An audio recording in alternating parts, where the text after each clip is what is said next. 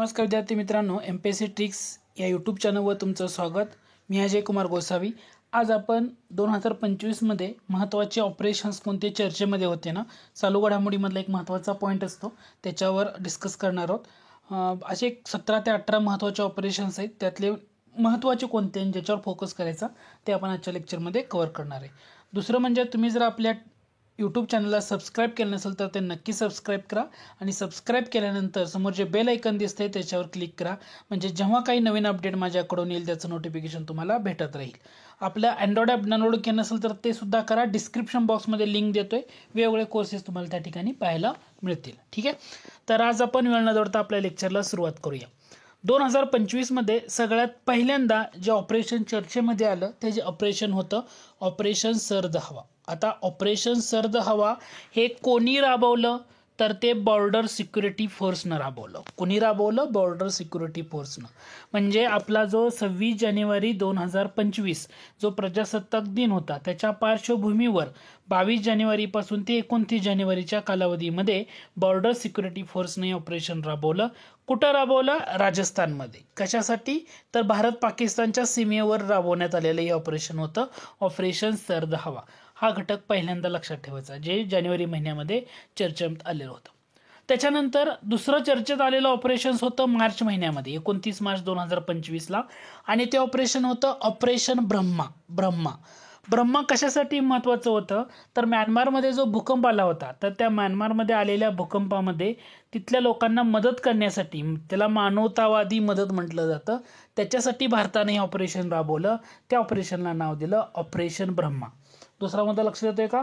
Operation सर्द हवा, operation Brahma. परीक्षेच्या दृष्टीने इम्पॉर्टंट काय आहे तर हे ऑपरेशन ब्रह्मा थोडंसं इम्पॉर्टंट आहे, चर्चेतला घटक आहे, हे माहीत असू द्या, की जे 29 मार्च 2025 मध्ये राबवण्यात आलं होतं. त्याच्यानंतर एप्रिल महिन्यामध्ये कोणतं ऑपरेशन्स राबवलं ते बघूया.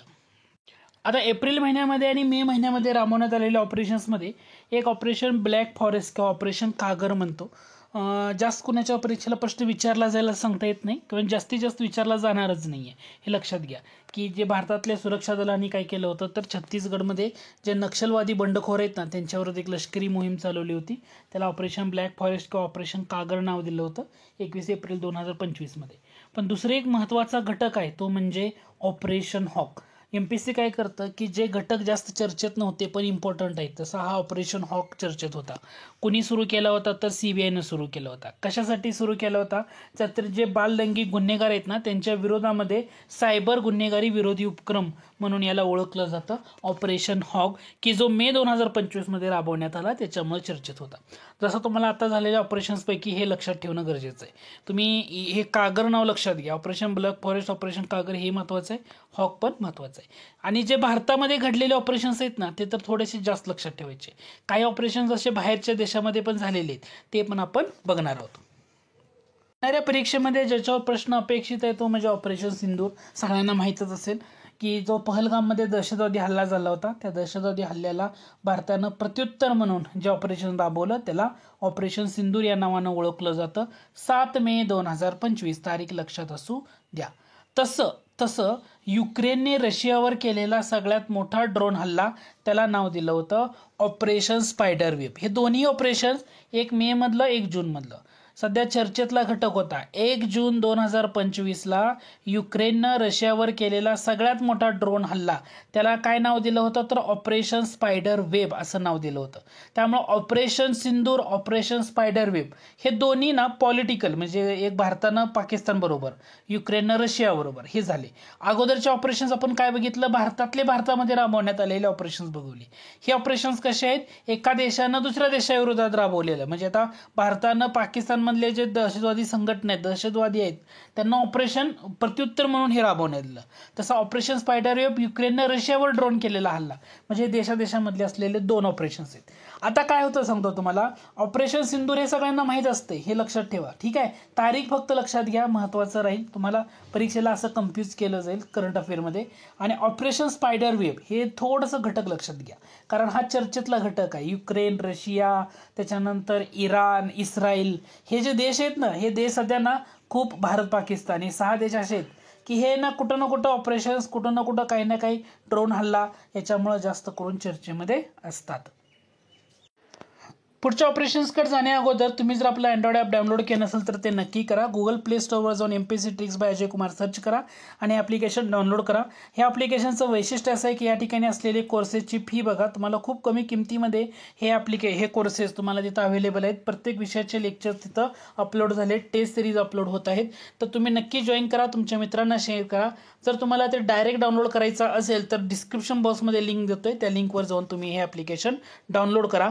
आणि या ठिकाणी आपण दररोज फ्री करंट अफेअरची टेस्ट इथं चालू केलेली आहे, ती सुद्धा तुम्ही त्या ठिकाणी जाऊन सोडवू शकता. तर तुम्ही नक्की जॉईन करा आणि तुमच्या मित्रांना पण शेअर करा.